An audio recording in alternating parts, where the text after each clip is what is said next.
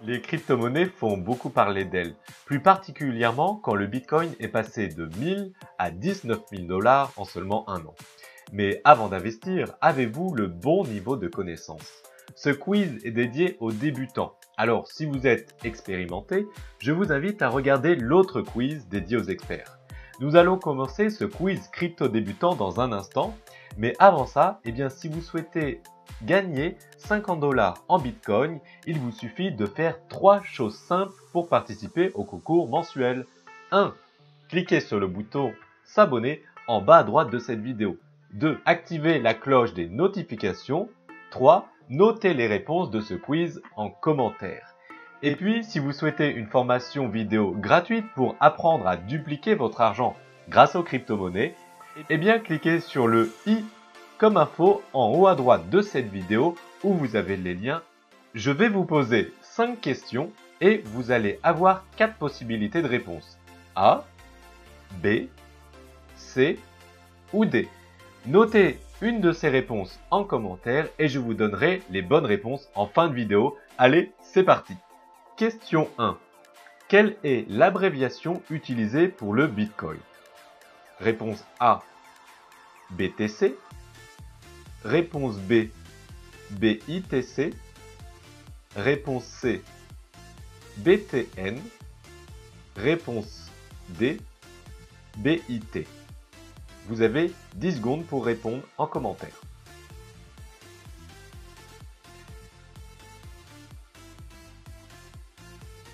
Question 2. Comment s'appelle le registre qui recense toutes les transactions du Bitcoin? Réponse A, le white paper. Réponse B, la blockchain. Réponse C, le wallet. Réponse D, ça n'existe pas.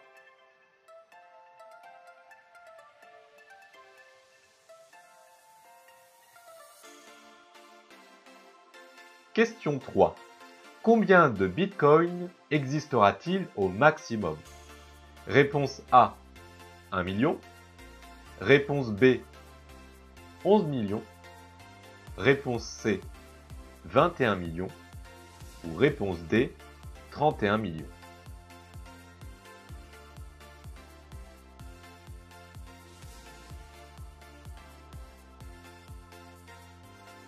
Question 4. Les transactions en Bitcoin sont-elles confidentielles? Réponse A. Les transactions sont anonymes. Réponse B. Les transactions possèdent un nom et un prénom. Réponse C. Les transactions sont pseudonymes. Ou réponse D. Il est impossible de voir les transactions.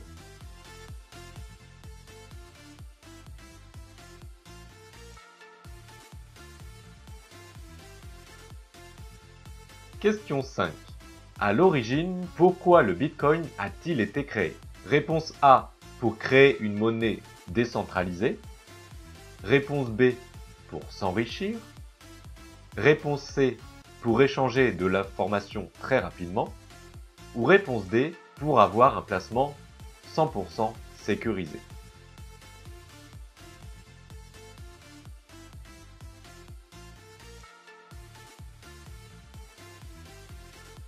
Je vais vous dire désormais la réponse à ces questions. Alors, combien de bonnes réponses avez-vous eues? Question 1. Quelle est l'abréviation utilisée pour le Bitcoin? Son abréviation est BTC. Les autres réponses que je vous ai présentées n'existent pas du tout. Il faut savoir que le Bitcoin est tiré du mot bit, qui veut dire unité d'information binaire, et du mot coin, qui veut dire pièce de monnaie. Voilà pourquoi il se nomme Bitcoin. Question 2. Comment s'appelle le registre qui recense toutes les transactions en Bitcoin? Toutes les transactions en Bitcoin sont vérifiées par des nœuds du réseau enregistrés dans un registre public partagé. On appelle ce registre la blockchain, ou en français la chaîne de blocs. Il s'agit en quelque sorte d'un historique permettant de vérifier que Monsieur X a bien les 4 bitcoins qu'il souhaite donner à Monsieur Y. La blockchain permet de conserver une trace datée et infalsifiable de chacune des transactions. Pour faire simple, la blockchain est comme un livre sur lequel est noté toutes les transactions faites, et ceci gravé pour l'éternité. Question 3. Combien de bitcoins existera-t-il au maximum? En 2140, 21 millions de bitcoins auront été minés, c'est-à-dire auront été créés. Il n'y en aura pas un de plus, c'est d'ailleurs ce qui fait sa rareté.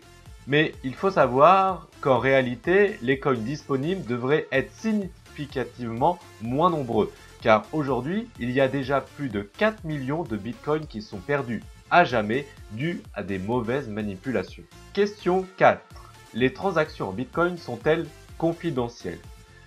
Donc contrairement à ce que l'on pense, les transactions ne sont pas anonymes, elles sont pseudonymes car votre identité est cachée derrière votre adresse Bitcoin. Question 5.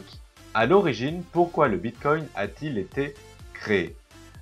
Le Bitcoin a vu le jour après la crise bancaire et financière de 2007-2008. Cette crise a mis le monde entier dans un sentiment de méfiance envers les banques. Voilà pourquoi cette monnaie décentralisée a été créée dans le but d'échanger de la valeur sans supporter un intermédiaire bancaire coûteux. Alors, combien de bonnes réponses avez-vous? Communiquez-le-moi en commentaire et dites-moi si au final vous êtes un bon crypto-investisseur. Si vous avez apprécié ces quiz, vous pouvez le partager à vos amis, ça me fera extrêmement plaisir.